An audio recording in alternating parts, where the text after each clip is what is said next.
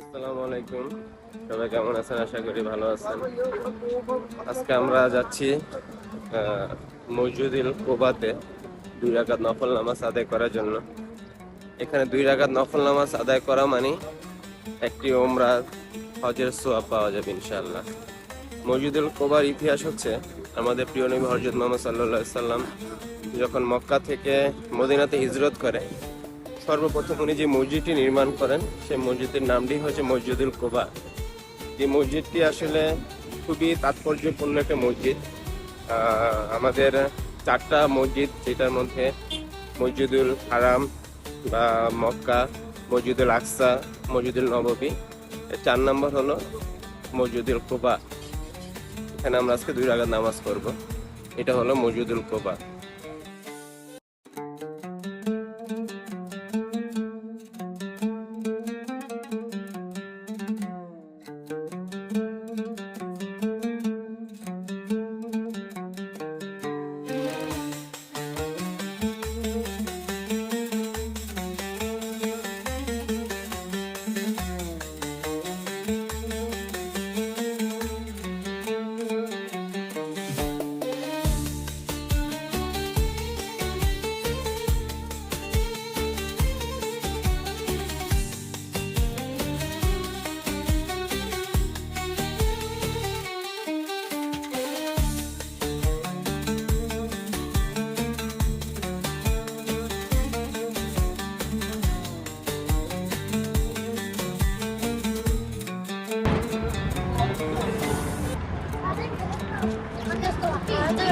ये अब कहाँ जा रहा है? कबूतर के खाना पंजीरा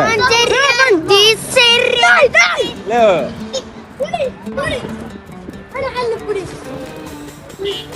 মসজিদুল কুবা 4টি মিনার অবস্থিত মসজিদটিতে।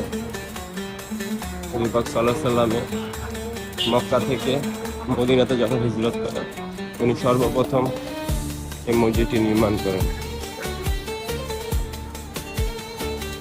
আলহামদুলিল্লাহ, আমরা এখন মসজিদুল কুবার।